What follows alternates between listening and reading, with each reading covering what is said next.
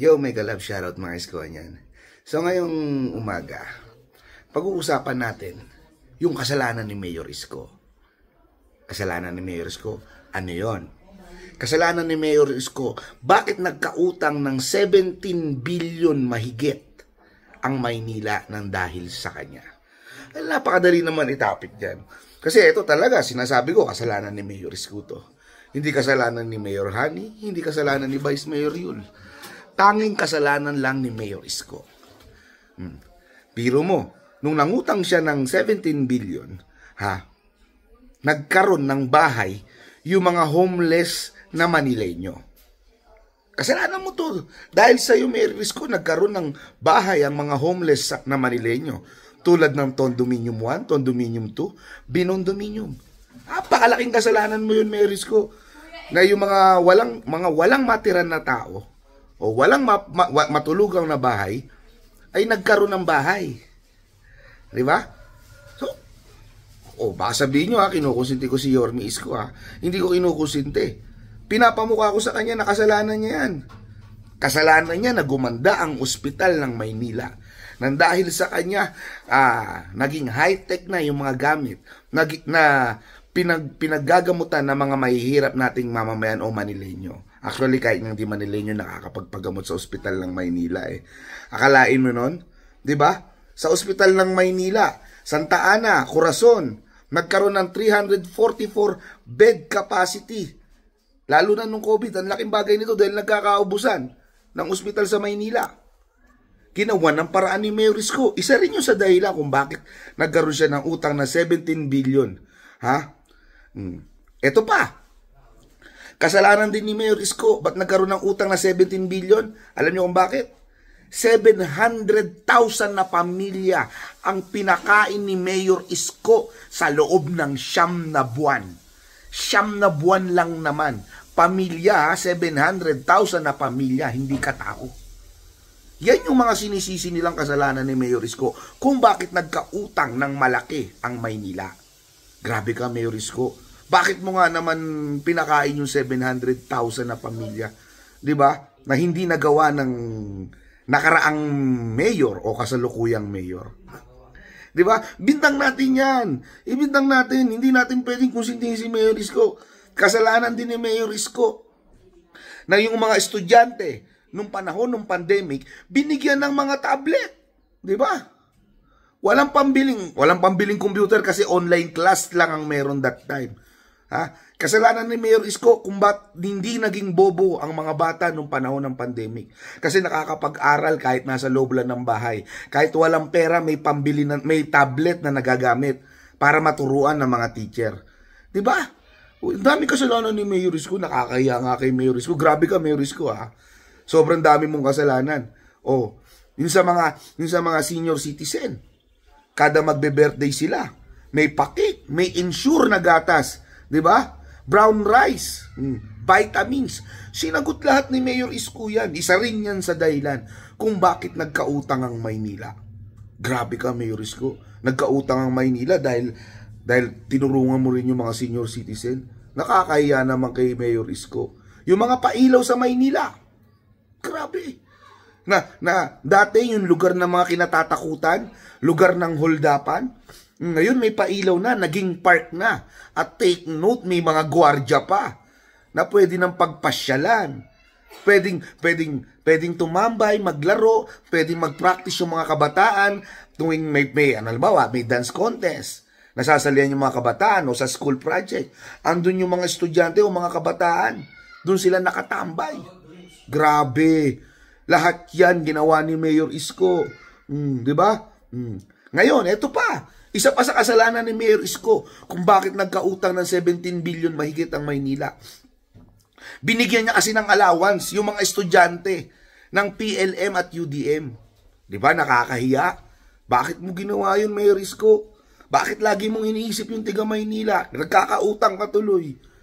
Di ba? Common sense. Bakit mo kailangan tulungan niya, Mayor Isko? May mga magulang yan. Char. Yan yung mga binibintang nila kay Mayor Isko kung ba't nagkautang. Di ba?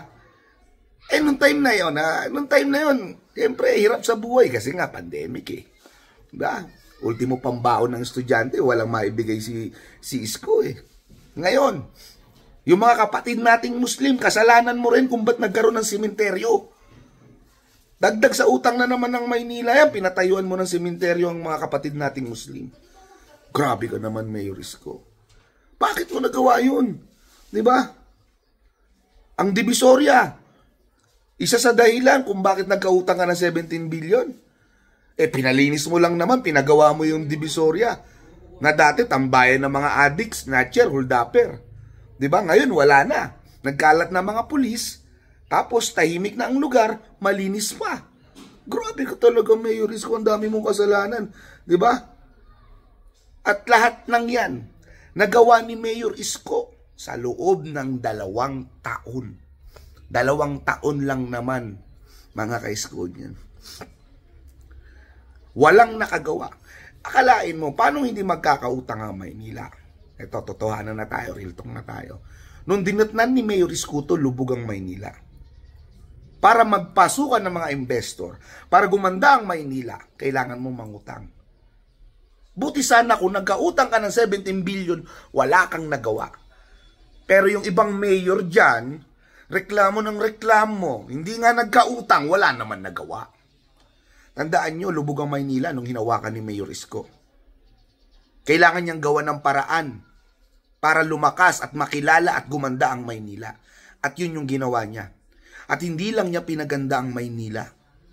Pati ang mga tao naging masarap ang buhay. Estudyante may allowance na dati wala. Kasi iniisip ni Mayor Isko, pride ng Maynila, if ever, halimbawa, sa doktor, magkaroon ng number 1 sa UDM o sa PLM, pride ng Maynila yon. Diba? Lahat yan ginawa ni Mayor Isko sa loob ng 2 taon lang. 3 taon ang termino ng mayor, pero 2 taon, lahat yan nagawa niya. At dyan siya sinisilipan kung ba't nagkautang ang Maynila. Diyan. Anong gusto nyo? Kasi kung nagtuloy-tuloy si Mayor Isko, sa pagiging mayor ng Maynila at may utang na 17 billion, sa tingin nyo hindi umaani ang Manila ngayon? Ang dami ng investor na nagpasukan. Ang dami ng taong dating takot sa Maynila pumunta dahil marami raw krimen, ngayon nagpupunta na. Kumikita na ang Maynila ngayon. Nga lang, iba ang sumasalo ng kita ng Maynila. Yung kasalukuyang mayor na. Di ba? Yan yung mahirap eh. Sa pagpapaganda, may konting sakripisyo. Sa sakripisyong yon, nagkaroon tayo ng utang. Pero nakita nyo naman yung kabayaran. Dumarating na. Iba nga lang yung nagsasabing nakagawa. Kasi yung termino ni Mayor Isko tapos na. Ang pinasilip lang nila, ang sinisilip lang nila, yung naging utang. Pero yung nagawa, hindi nila masilip. Ganyang kagaling si Mayor Isko. Pilit niyong binubutasan. Kaya nga takot na takot kayo makabalik ng Maynila si Isko. Dahil alam nyo, pag nakabalik si Mayor Isko, maikukumpara yung trabaho nyo sa gagawin niya o sa magiging trabaho niya. Yung ang hindi pa nakakabalik si Mayor Isko ikinumpara na yung mga nagawa niya sa walang nagawa niya. Real talk lang. Isip-isip mga Manileño. Isip-isip. Alamin nyo muna kung bakit nagkautang ang Maynila at kung sino nakinabang nito. Si Mayor Isko ba o buong Manileño? Diba? Kahit yung mga nambabash kay Mayor Isko, 9 na buwang kayong pinakain ni Yorme. Naitain nyo na lahat-lahat ng naitulong niya. Nag-iiyak pa kayo, mga gago. Maraming salamat. This is AC Sigao. Kita-kits po tayo sa next vlog ko. Ingat mga kaisko niyan.